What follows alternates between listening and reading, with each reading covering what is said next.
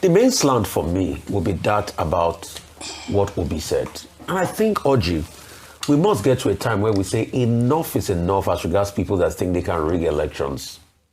And we must not give ears to the shambolic way politicians do things. Look at the party primaries, for instance. Counting disaster in the ADC and the APC.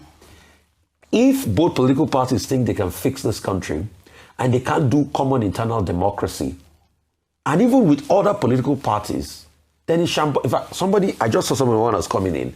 He said it from APGA. He said he was robbed. He was coming to see us. Oji, we've been getting messages from all political parties that they've been robbed one way or the other. Somebody was talking about PRP. I think Donald Duke has emerged candidate in PRP, and that is his running mate. One of the co-running mates too also said they were hard done. You get, so almost every political party have not been able to fix the cases of internal democracy. And it's a big problem. For them to now think they have the temerity to rig, please, they should stop the rubbish they did in 2023. We remember what happened to Jennifer. We remember how some people carry Oro. Please, they shouldn't do it this time. Let the votes of the people count. And we beg them in the name of God. And that's just what Obi is saying here. Oji, yesterday, I had a chilling conversation with a young man that told me that he used to be a political talk as at 2010. How they paid them 50,000, how they bought guns for them, how they went to do charms for them to be able to disrupt elections in polling units where their opposition is winning. We cannot go back to that same country. If you truly think that you love this country so much and you want to serve the people and it's not your interest, if the people choose you, you will accept. But you must not fraudulently put yourself in place. And that's what we keep saying. So, and please, we have to beg INEC. We are sick and tired. We must not hear the technical glitch you brought forward last year that have not been able to tell us what transpired. Right. The same technical glitch that only affected the presidential election. We are sick and tired of all of this shenanigans. We are sick and tired of all of this manipulation. Nigerians will just want to breathe. Oji, we are celebrating Children's Day today, but children are in captivity. We have seen the cost and the reason for bad leadership consistently, not only in this administration, but in subsequent administration.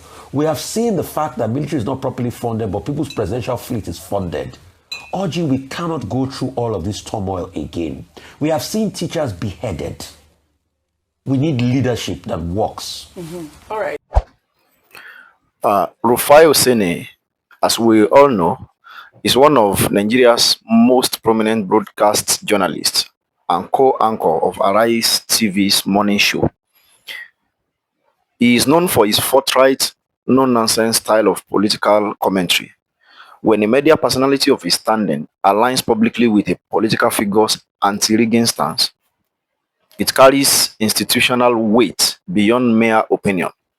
It represents a convergence of media power and civic advocacy that can shape public consciousness at scale. Peter Obi, the NDC presidential candidate, and a figure who still commands fierce loyalty among Nigeria's urban youth and middle class, has consistently championed electoral integrity. Oseni's endorsement of this position ahead of 2027 is therefore not incidental. It is a deliberate, strategically timed declaration. Now let's break down what Rufai Oseni said, as you have seen in that video, few of them. Now, number one, he said we must get to a time when we say enough is enough. This is a mobilization statement. It is a call to shift public tolerance from passive acceptance to active resistance. In political psychology, this kind of language is a threshold trigger. It invites citizens to locate their personal breaking point and act on it collectively. In the Nigerian context, where electoral manipulation has been normalized across decades, from ballot box snatching to result sheet alteration, INEC bureaucratic sabotage, and judiciary compromise, this language challenges the deeply ingrained culture of resignation. Many Nigerians have historically responded to rigging with anger, then grief, then acceptance. Oseni is saying that cycle must end. Number two, he also said we must not give ears to the shambolic way politicians do things. This is a discrediting statement aimed at political elites and their networks of patronage and manipulation. The word shambolic is precisely chosen. It denotes not just disorder, but embarrassing, contemptible disorder. This part of his message targets a very specific behavioral pattern in Nigerian politics: the normalization of procedural corruption. Politicians rely heavily on public indifference or confusion to execute rigging. By calling their methods shambolic and urging citizens not to lend them legitimacy through silence or complicity, Oseni is essentially saying, do not normalize what is abnormal. Let the vote of the people count. That's part of what he said. Number three, this is the constitutional anchor of his entire statement. It is deceptively simple, but profoundly powerful. Nigeria's 1999 constitution, as amended, guaranteed guarantees free and fair elections. Every time a vote is manipulated, it is not just a political offense, it is a constitutional violation and an act of treason against the sovereignty of the Nigerian people. By ending on this note, Oseni grounds the entire argument in democratic principle, not partisan loyalty, making it harder to dismiss as political bias. Now, how can the words from Rufai Oseni, how can it meaningfully impact the 2027 election? It amplifies civic vigilance. Oseni speaks to millions of Nigerians daily through Arise TV. Repeated articulation of this message over the coming months leading into 2027 can significantly raise civic consciousness, particularly among the obedient movement, young first-time voters, and urban professionals who formed the backbone of the 2023 opposition surge. Pressuring INEC towards accountability. When credible media voices consistently frame electoral integrity as non-negotiable, it creates institutional pressure on INEC, Independent National Electoral Commission. INEC officials, many of whom are susceptible to political influence, become more cautious when they know that public scrutiny is at an all-time high and that any manipulation will be loudly called out. Delegitimizing pre-rigging narratives. Politicians who intend to rig elections often begin by planting narratives, claiming opposition figures as security threats, branding regions as ungovernable, or using federal might to voter suppress voter turnout in opposition strongholds. Media advocacy like Oseni's helps preemptively delegitimize these tactics before they are deployed. Encouraging diaspora and civic society engagement. Nigeria's diaspora community, which cannot vote but wields enormous soft power through remittances, international advocacy, and social media amplification, is energized by voices like Oseni's, combined with civil society organizations like Yaga Africa, Enough is Enough Nigeria, and the Transition Monitoring Group. This kind of media momentum can translate into stronger election observation frameworks in 2027. Building a cross-party integrity coalition.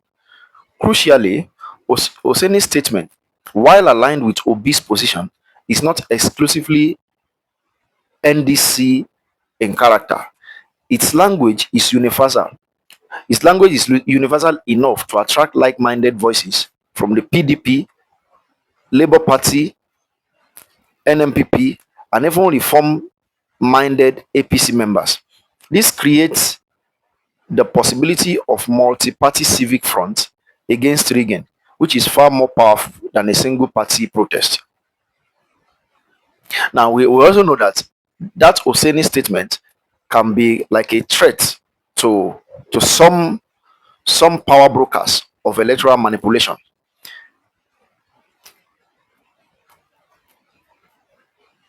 This is where analysis becomes most politically sensitive.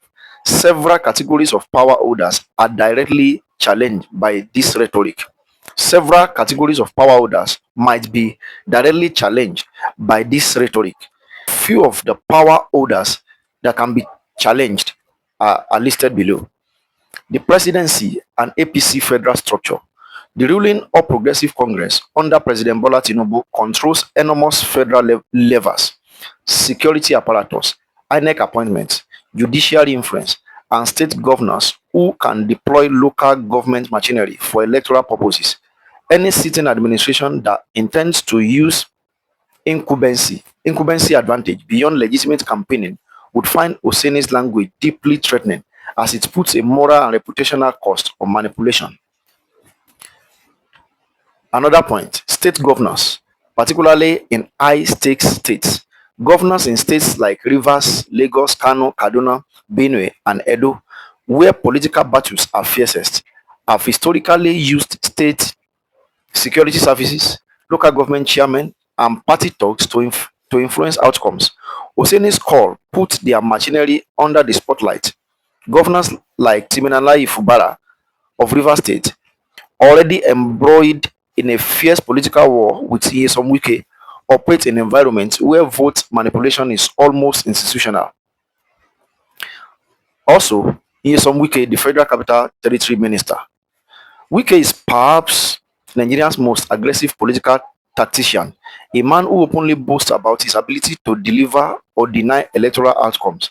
His influence over Abuja's political machinery, combined with his deep river state networks, makes him one of the chief architects of the kind of electoral engineering Oseni is speaking against. Oseni's words land most squarely on figures like Wike, security agency chiefs. The Nigerian police force, DSS, and at times the military have been deployed to suppress voter turnout in opposition zones or protect ballot manipulation. Commissioners of police in politically sensitive states answer to political pressure as much as to constitutional duty. Naming electoral integrity as a national cause puts security leadership on notice that complicity will be publicly documented. INEC's internal compromised elements. While INEC as an institution has shown improvement with the Beavers system and IRF portal, there remain internal actors susceptible to manipulation. Oseni's pressure helps civil society hold INEC's feet to the fire, ensuring that technology deployed for transparency is not quietly undermined in 2027 as critics argue it was in parts of 2023. The godfathers, traditional political financiers. Nigeria's electoral landscape is heavily shaped by godfathers, wealthy political financiers in states like Anambra, Imo, Ogun, and Kwara, who fund campaigns in exchange for post-election access and control. These figures depend on their ability to guarantee outcomes to justify their financial investments. Genuine electoral integrity destroyed their leverage entirely, which is why they will find Oseni's advocacy existentially threatening to their political business model. And now the question is, will things actually change in 2027? Will things actually change in 2027? The statement matters most if it is part of sustained campaign rather than a one-off declaration. Nigeria's 2027 elections will be decided not just by who votes, but by who controls the counting environment, the judicial process, and the security apparatus on election day. In conclusion, Rufai Oseni's alignment with Peter Obi's anti-rigging position is a significant moment in Nigeria's pre-2027 political discourse. His three-part message, resist, reject, and demand, constitutes a civic rallying cry that, if amplified and institutionalized, can genuinely raise the cost of electoral manipulation for those who wield power. However, the people most offended by his words, the governors, ministers, security chiefs, godfathers, and federal power brokers, are also the most structurally equipped to ignore them without consequence. Unless citizens, civil society, and the judiciary act in concert. The vote of the people can only count when the people are willing to fight for it to be counted. Oseni has lit a torch. Whether it becomes a wildfire of democratic renewal or a candle that flickers out depends entirely on what Nigerians do with it between now and 2027 election. Thank you for listening. Now, drop your comment below, share your views in the comment section, share, like, and subscribe. Thank you.